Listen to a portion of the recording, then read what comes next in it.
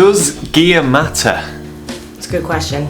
I may be going against the grain a little bit here, but I'm gonna say that gear absolutely matters. People get way too hung up on gear. So I would love the answer to be an emphatic no. Because the camera isn't responsible for the photo. It's certainly the person using the camera that's responsible for that image.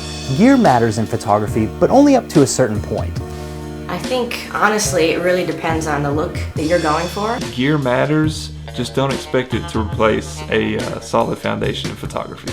All the photos I've taken over the past 8 years, all of my portfolio shots from all the landscape photography, they're all taken with a wooden camera with leather bellows, a little bit of metal parts on there, no electronics in it. But I think in a lot of situations gear does matter, but probably not as much as you would think. Does gear matter? It's a strange question.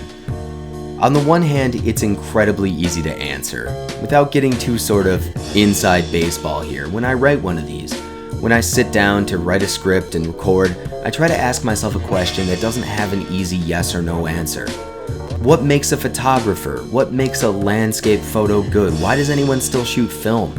The more open-ended and difficult to answer a question is, the more room I find it allows for exploration and maneuvering. For that reason, I was a little bit hesitant to tackle this subject at all. Yes, gear matters. Case closed. If two photographers stand shoulder to shoulder photographing the same thing with different cameras and different lenses, they will get different pictures. Gear objectively makes a difference. So if the initial question is so easily answered, why do I keep coming back to it? Maybe what we need to do is to take this a step further. Assuming gear does matter, how much does it matter? Why do we find the accumulation of photographic gear so intoxicating, and what exactly is the relationship between a photographer and his gear?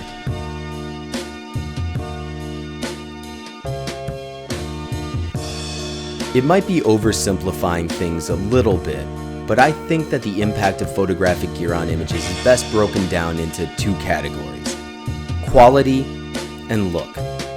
Of the two, the impact of your gear on the look of your images is the easiest to quantify. You wouldn't shoot headshots with a wide-angle lens or photograph a wedding with a Holga. I mean, I don't know, maybe you would, but I wouldn't. But when you shoot with that Holga, or an iPhone, or a $30,000 Hasselblad, you've already made a decision about the aesthetic of your work.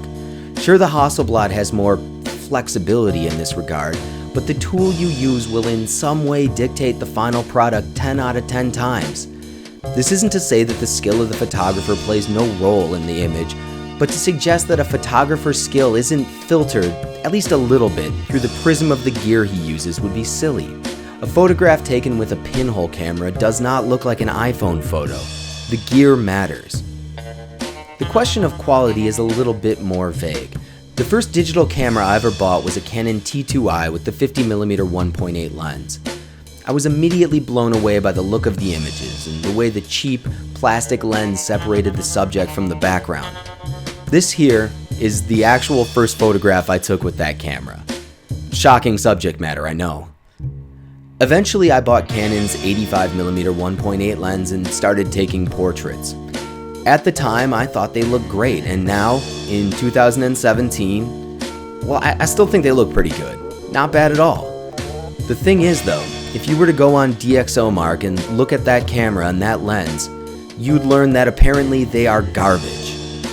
That right there is the issue of quality and gear.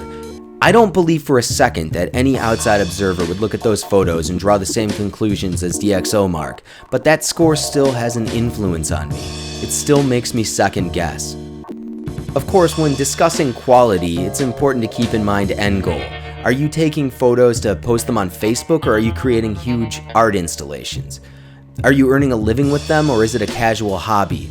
The gear you use definitely influences the quality of the images you create, but outside a general baseline quality, the vast majority of people will never see the impact of that DxOMark score.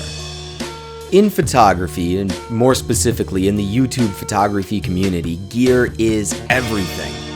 Someone new to photography could be forgiven for assuming gear was the most important aspect of the art. Most major photography channels present a never-ending parade of high-end cameras, lens comparisons, unboxings, and focus charts. Always the focus charts. This is not to throw mud at those channels. Gear is fun. There's something about gear videos that taps into the aspirational part of our reptile brains that makes them undeniably satisfying. For what it's worth, all of my most popular videos are camera reviews, and there's nothing wrong with that. When I was first getting serious about photography, I spent I don't know how many hours on YouTube watching people review Canon gear.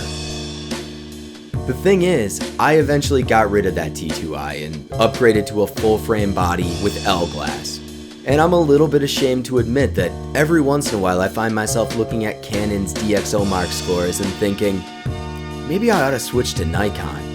You know, those Sony mirrorless cameras look really nice, or have you seen the new Pentax K1? It's a never-ending cycle, and I'm sorry to say, but there is no lens or camera body that will transform a bad photographer into a good one. So if I have any sort of insight to offer, I guess it would be this. Gear is a means to an end. It's not an end in and of itself. Nobody cares about your camera collection or how many lenses you have or how many megapixels are in your new camera. People care about images, and theoretically, as photographers, so do we. So does gear matter? Yeah, 100% yes. Absolutely it does. Except, I guess, when it doesn't? As always, guys, thank you for watching.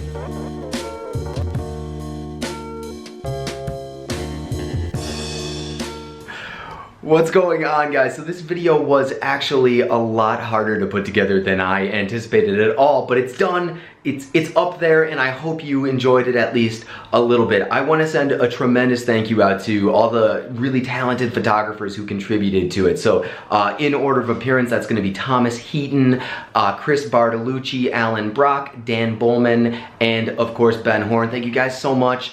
I really appreciate it. It's really cool that you were willing to do that for me. And if you guys, for some reason, if you're familiar with this channel but not theirs, their stuff's gonna be linked down below. Go check it out 100%, though I have a sneaking suspicion you guys know everyone who was in the video. So I'd also like to thank my newest Patreon patrons. I got my cell phone here. In order of most recent, I want to thank Daniel Lang, David S. Carnes, Tanner Stinson, Simon Field, Thomas Goodwin, and I'd also like to thank Sven Davison for bumping up his... I almost stepped on the cat.